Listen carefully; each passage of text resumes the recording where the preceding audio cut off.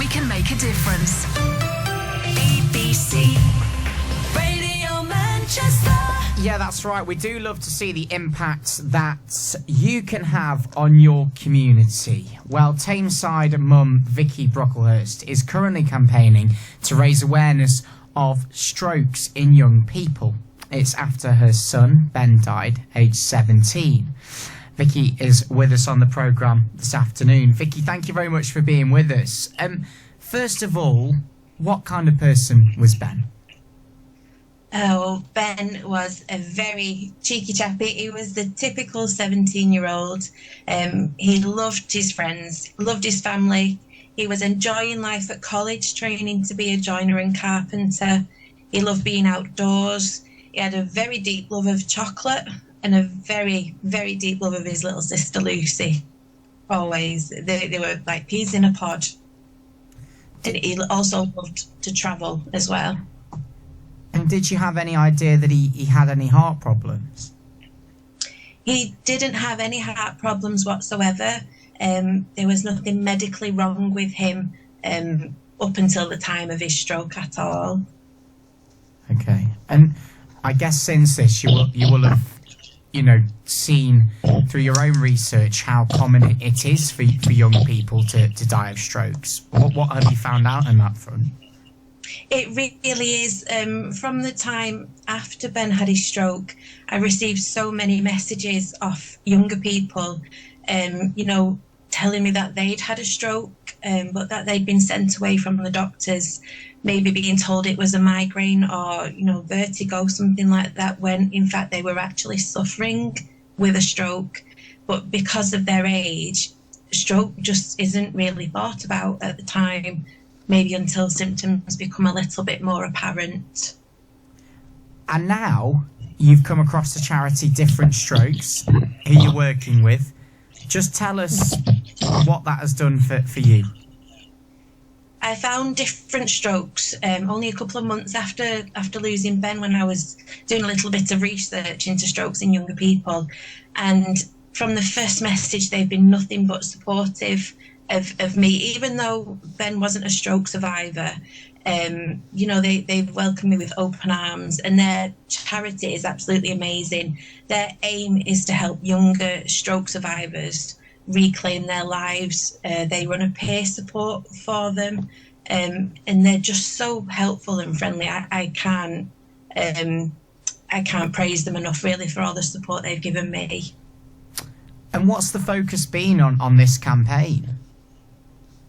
The focus really for Ben's Hope was to raise awareness of strokes in younger people, but maybe doing it in a little bit of way so it does travel more. So Ben's Hope was started. It was an idea from lockdown where families used to hunt rocks. It could get you outdoors and doing something. I always knew I wanted to start maybe a little campaign in Ben's memory. After he was passed, sorry. I just want to bring something good to his passing, and I want to help other people who may not, immediately understand that they're having a stroke, or that, medical professionals maybe don't really, recognise strokes in younger people straight away. And one of these rocks you mentioned, I gather has become quite a big thing in Australia.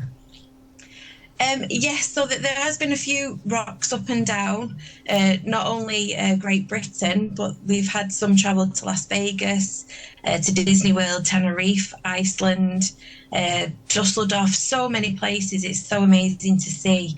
But just this week, one landed in Sydney, Australia. I was contacted by a lovely couple, Kim and Leslie, who were doing the trip of a lifetime. And they asked me, as they'd found him, in Menorca Airport, they'd found his rock. And they asked me if I'd like anywhere in particular, for them to leave him. And Australia, Bondi Beach was always such a big dream of Ben's. And they actually went above and beyond. They contacted a newspaper, and they have had a little photo shoot on Bondi Beach. So to me, that's Ben realising his dream of Bondi Beach, but also raising so much awareness across the globe at the same time, which is all I can ask for in his memory. It's been amazing. Grief can be really difficult, and I guess this may have helped you on your grief journey as well. It really absolutely does. You can, any parent, obviously, or anybody who's lost a loved one, you do know how dark your days can get sometimes.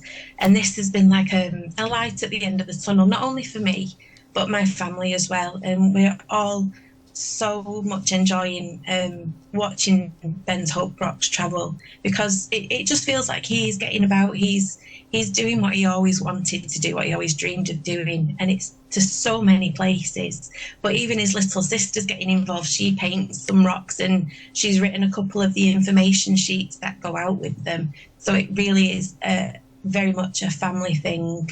And also so many friends have joined in as well, and complete strangers, which it's mind-blowing sometimes. I've had so many lovely messages off people in support of Ben and Ben's Hope, and not realising about strokes in young people. So it's amazing to get those messages, to know that hopefully Ben's legacy will be making a difference for other younger people.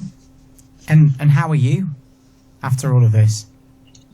It's been a little bit mind-blowing this week, to be fair. It's you start things sometimes. I guess I did. I went into it very, the rocks are maybe travel down south or up north to Scotland, and I just thought, that would be wonderful. But the way that people have taken Ben to their heart, and I've had messages from people asking if they would like me, if they would like them to take him on holiday with them. Which is astounding. So it's really great that people want to be so involved in helping him travel and helping to raise that awareness. Vicki, real pleasure to speak to you. Thank you very much for your time. Thank you so much. Take care. That's Vicki Brocklehurst there on BBC Radio Manchester, a Tameside mum who is currently campaigning to raise awareness of strokes in young people. That is after her son Ben died aged 17, and it's been through painted rocks, and as you were hearing there, one has made it as far as Australia. How brilliant is that?